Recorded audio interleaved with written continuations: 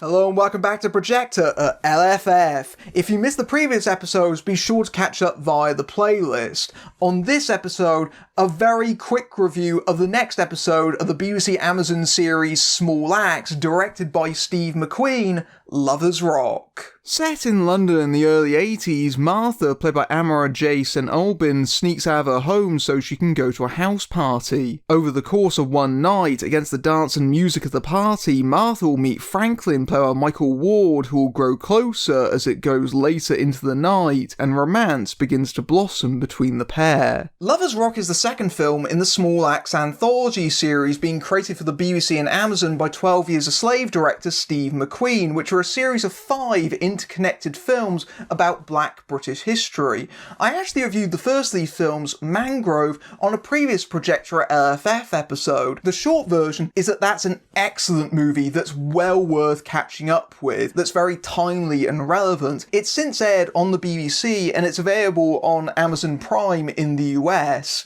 And I think that I said at the time that if the rest of the films are on the same level as Mangrove, then Small Axe will be an exceptional series. I've seen the first 2 films, and certainly that sets a very, very high bar, and I know that McQueen will likely match that because he's such a talented director.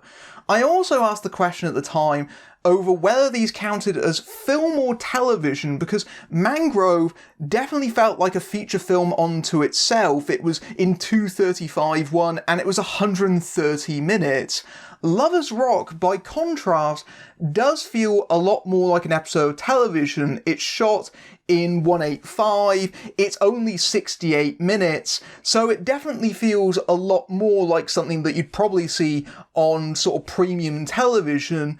But even so, I think that it's still an important piece of work and definitely functions as the next chapter in this anthology.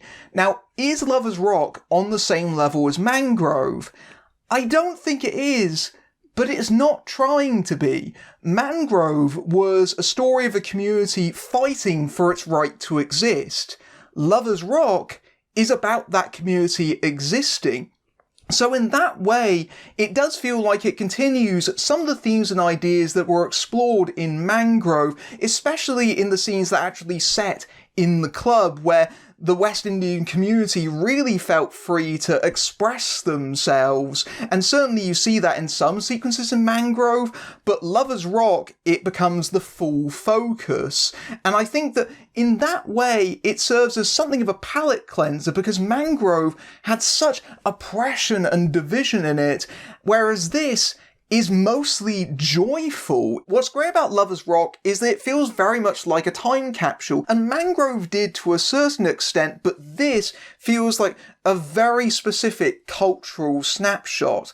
Now, it's probably worth mentioning the context that the events are happening in, because the movie doesn't actually directly mention them. It's sort of inferred, but a lot of this is meant to be assumed by the target audience. So in the early 80s, there were definitely quotas on how many black people you could allow in a club. So in response to this, a lot of the community moved into having those sort of nightclub spaces into their homes. It became these house parties where people would effectively set up nightclubs for the night. They would charge entry fee and they would charge you for food and drink, but otherwise the experience was in much the same way. So all this is happening within the confines of a house for the most part, which gives the events this kind of strange intimacy. But what's really evocative about Lovers Rock is just how much it packs into its very brief running time. It feels very much like an authentic lived memory in a lot of ways. The sort of sights and sounds and touches and almost smells, the way that you have people singing in the kitchen as they stir these massive pots of curry, the way that people sweat and dance, it becomes almost sensual and intimate because all these people are so packed together in such this tight space. At one point, the camera even cuts the walls and the walls are sweltering. The fashions and the costumes are really well chosen and realised. Props to the costume designers in particular. They've done a fantastic job. There are some excellent wigs on display. It all feels so very much of the time. It's astonishing work from the production team, and what really does feel particularly great about Lovers Rock is that it feels like you're actually a part of the party. It feels like you're directly involved with it at all times. The camera almost becomes like a participant, especially in the way that McQueen follows the action in quite continuous takes, and the camera work definitely fixates on the bodies of the people involved and their movements, definitely tries to get in all the dances, but also it tries to get in just the sheer communal experience of it all.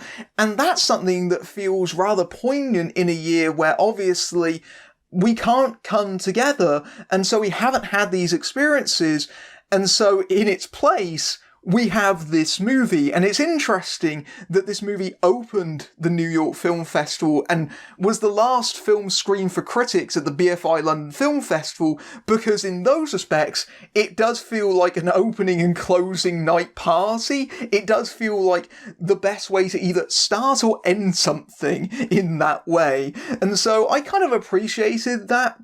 I know that parties are not really my kind of scene, but it was nice to see it so realistically depicted. There's just so much energy in Lovers Rock, and McQueen devotes a lot of the running time to that, especially when the crowd feeds off each other and has that mutual collective realisation of what's being played over the speakers, like when Kung Fu fighting comes on and everyone starts doing their martial arts poses. Similarly, perhaps the biggest standout moment of Lovers Rock is when Silly Games is played and everyone joins in and sings with it, and then the track finishes, the DJ is changing the records, but the song hasn't stopped.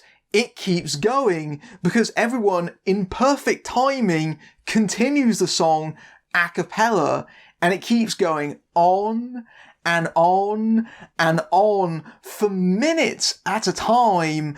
And it's a really beautiful, natural moment. This feels like something that just happened on set and McQueen left it in. This can't have been written. It feels like something that just felt completely spontaneous, and it's just really organic and lovely to see. It's a good example of just everyone being in the same mindset and being together as one in that moment.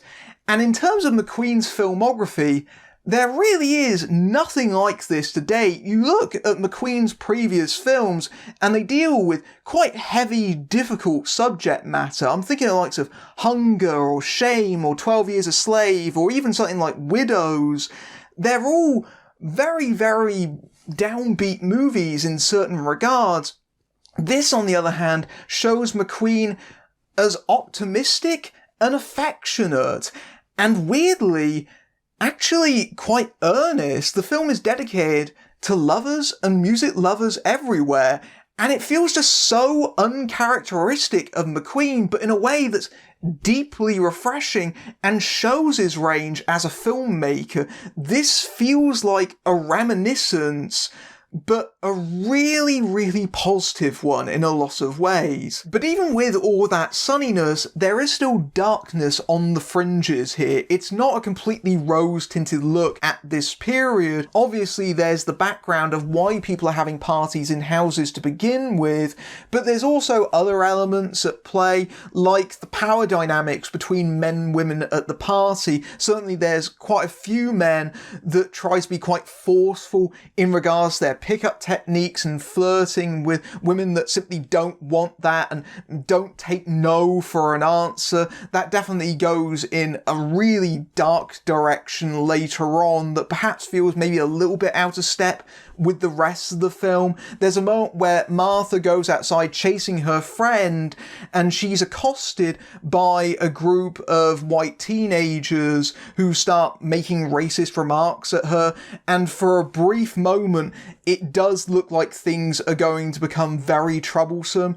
That quickly gets averted, but nevertheless, it's still there. Likewise, there's a very fleeting moment where a police car goes by and they're worried about whether the party might end up being shut down, and obviously that gets a lot more informed if you've seen Mangrove beforehand.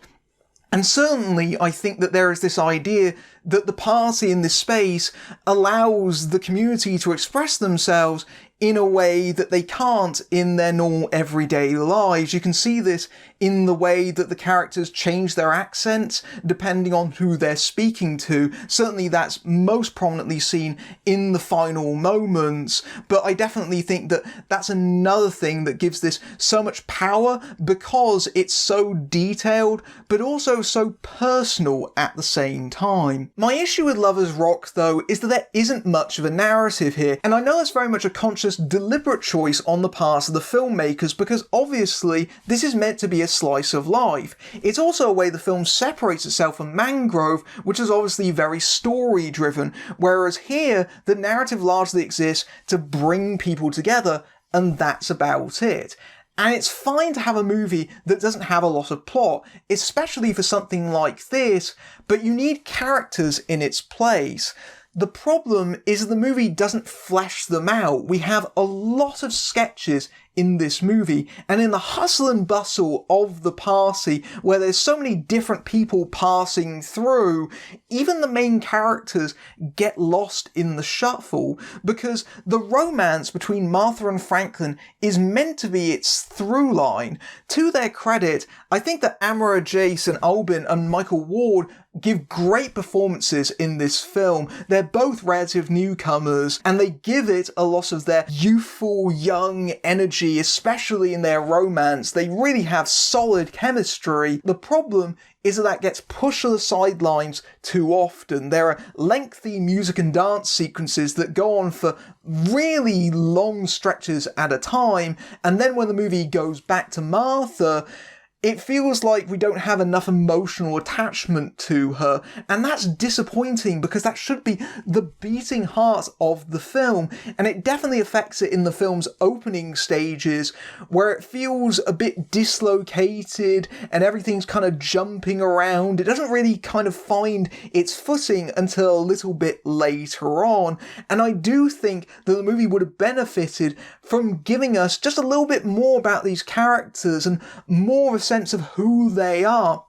They definitely feel like ciphers to a certain extent, which is a little bit disappointing, and I definitely felt like that kind of hindered my investment in the overall action, which isn't helped by the fact that obviously I'm not really much of a party person, so when it does go into those lengthy scenes of people dancing, it does mean that my attention starts to waver somewhat. So that's why I think that Lovers Rock may well be a weaker chapter in the overall anthology of small acts, but it's still an important one, especially in terms of representation, because this is a period and a setting that we oh so rarely get to see on screen, and certainly I think that will be greatly appreciated by its target audience. Yes, by itself, Lovers Rock is quite flimsy, but it gains more power through its context with the other elements of the series, and I do think that it has significant worth in terms of just being a cultural snapshot, especially